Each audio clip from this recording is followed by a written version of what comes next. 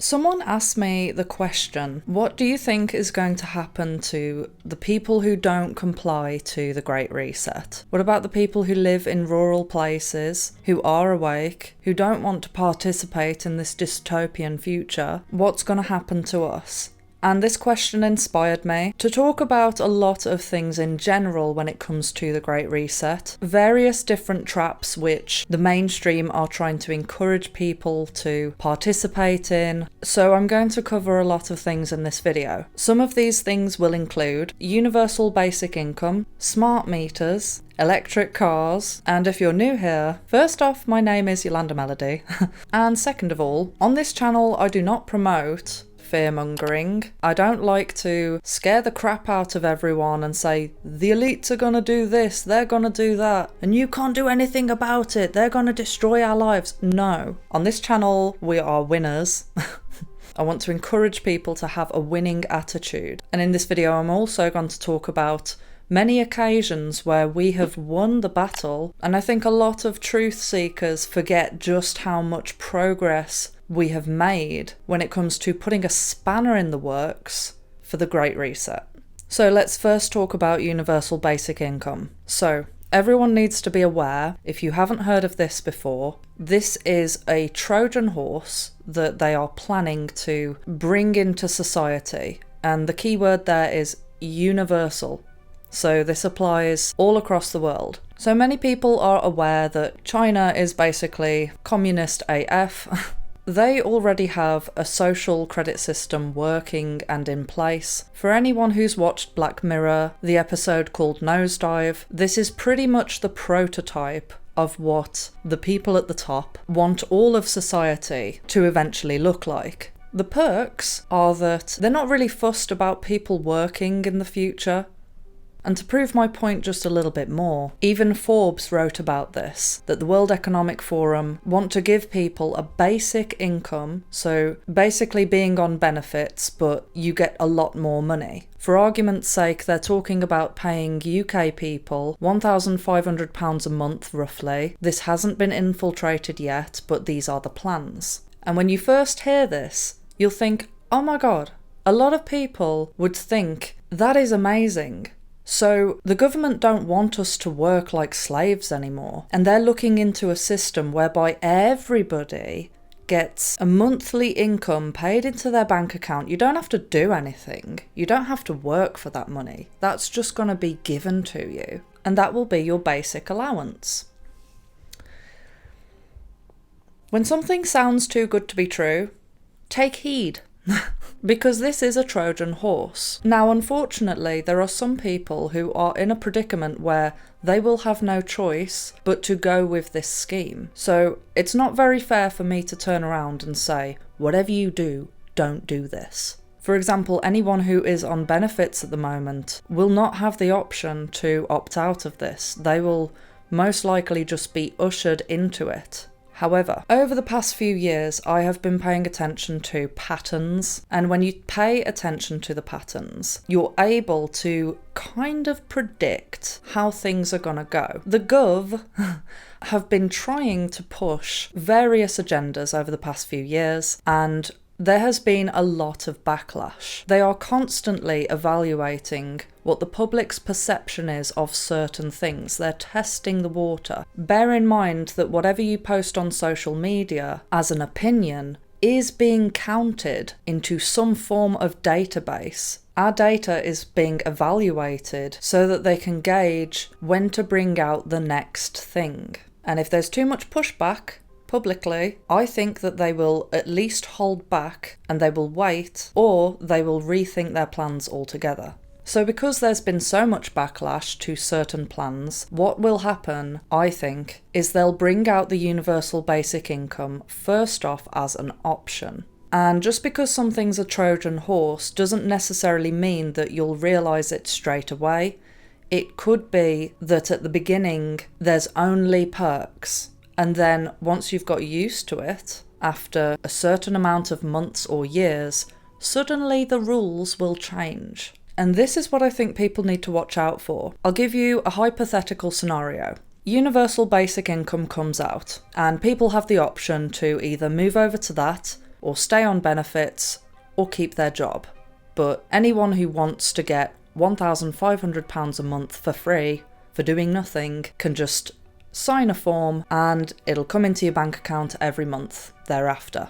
6 months goes by and a surge of people have joined up to this scheme. They absolutely love it. There's no negatives. They can do what they want. And then eventually a large percentage of the population are now on this scheme.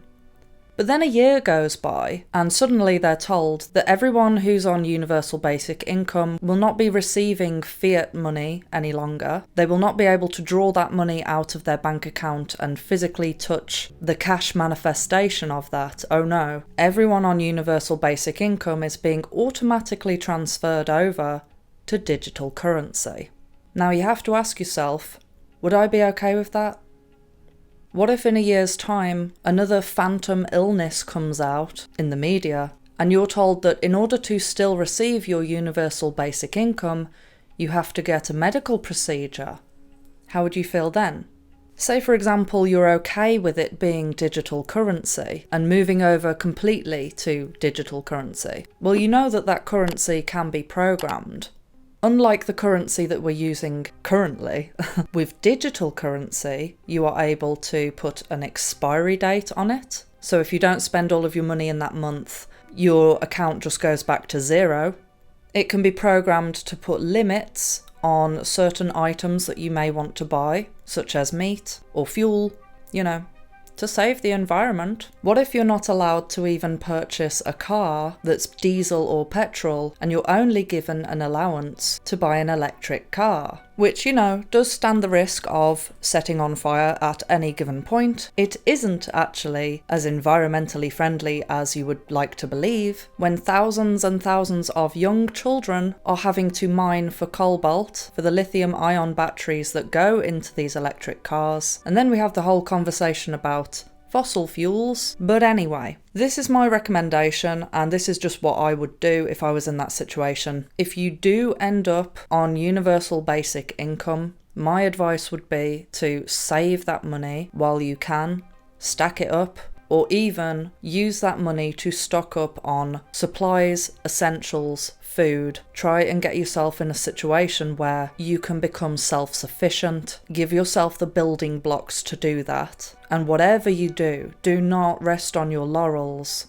If you're being given a perk that the Gov is promoting, just try and avoid falling into any of these traps. And sometimes the most innocent of schemes can actually be the most devious. There are certain schemes at the moment that are being brought into the UK where people can submit information about how much they're walking to work or whether they're using a bike, what their eating habits are, whether they're eating healthy, how often they're going to the gym and how many steps they're doing on a day-to-day basis. And in return for submitting this information, you are rewarded for making the right decisions. Now, to any person who is like a health freak, who walks a lot, who goes to the gym a lot, who eats really healthy, this may come across as a really great idea. Wow, I can get perks for just living my lifestyle.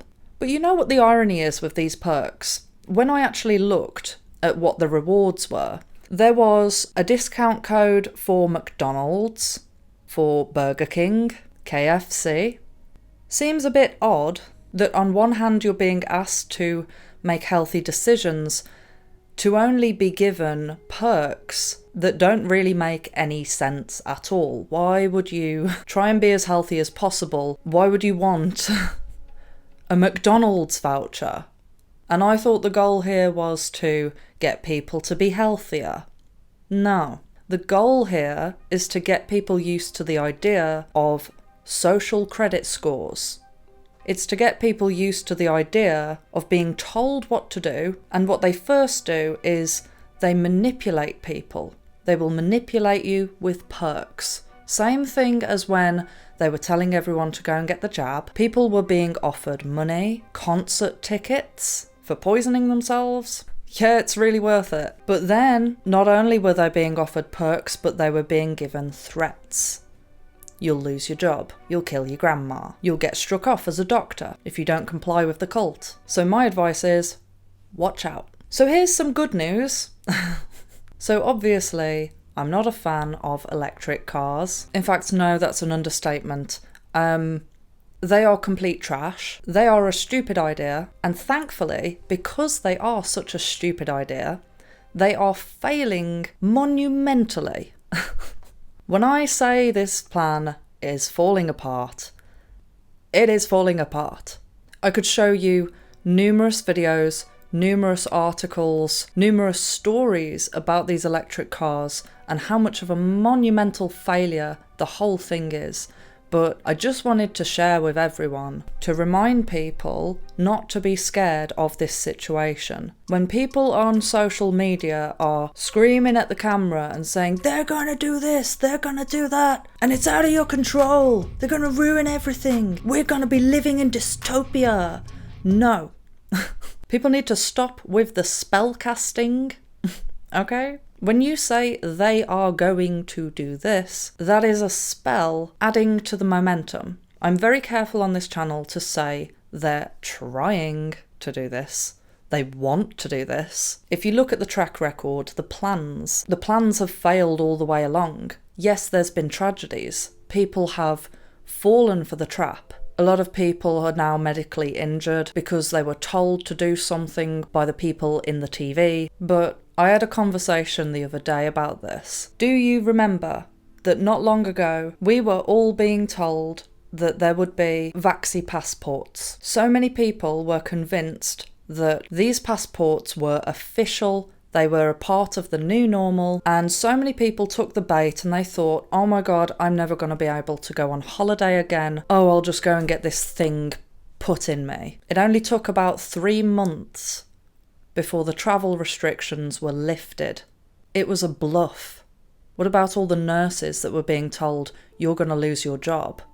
Which, by the way, just saying, these are the medical professionals that everyone was like, I trust the professionals. Even the professionals didn't want to have this thing put in them. That should have spoke volumes, really, but people just, I don't know. They just ignore it. So many nurses protested against losing their jobs over medical tyranny. And guess what? Right before the due date, where the new law was going to be put in, they revoked it. Just like that. Does that not show how powerful all of us are as a collective? So when I talk about these little actions, these tiny little actions that contribute to the bigger picture, they're not as tiny as what you think. Simply saying no, you would have no idea how powerful the word no is. If you have someone screaming up in your face, like they're demonically possessed, turn to them and say no. Right? I've heard that literally doing that stops them in their tracks. It's weird. Such a powerful word. But people think, oh, it's just a word. If you go into a shop and they say, do you want to pay with card? Say no. No, I will not pay with card. I have cash though. And if they say, sorry, we don't take cash, walk out the door and say, right, I'm not having these items then, bye. If enough people did that, oh my god. Such a simple thing. Really, it is such a simple thing. If everybody did that, there would be no worry about digital currency coming in. There would be no worry about a social credit system. Once you're in it, once everyone's complied, that's when the real nightmare starts. But we're not in that. We're in the limbo part. I know it's more convenient to just use a card, but watch out for convenience, because that is the #1 ploy that they are using to usher this kind of stuff in. If you've ever seen Idiocracy, that's basically where they want us at. They want you sat in a chair, watching mindless crap entertainment. It's not even entertainment at this point, it's just garbage. They want us all to be stupid, to not think for ourselves, to be completely placid and compliant. And how do you make people like that? Make them really comfortable. Make everything really comfortable, really convenient, no challenges. Oh no, it's too hard. It's too hard to go into my purse and get a piece of paper and then have a bunch of coins in my hand. Oh no, no. When I can just swipe? Why would I want to do that for? Anyway, what else? Oh yes, smart meters. Oh, please, please, please.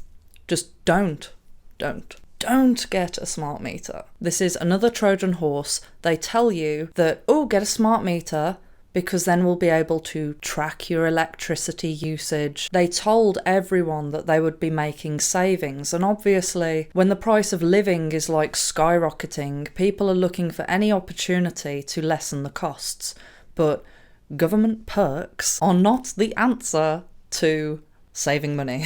What people have already found by putting these smart meters in is that it is costing them more money. And again, it's one of those do what we say and we'll reward you systems. Some people are being told that you get cheaper electricity if you use your electricity during inconvenient times, and that you'll get charged more if you use the dishwasher, for example, at tea time. It's almost at this point like we're in a massive experiment. You know how they experiment on rats to see how the rats react to whatever is being done to them?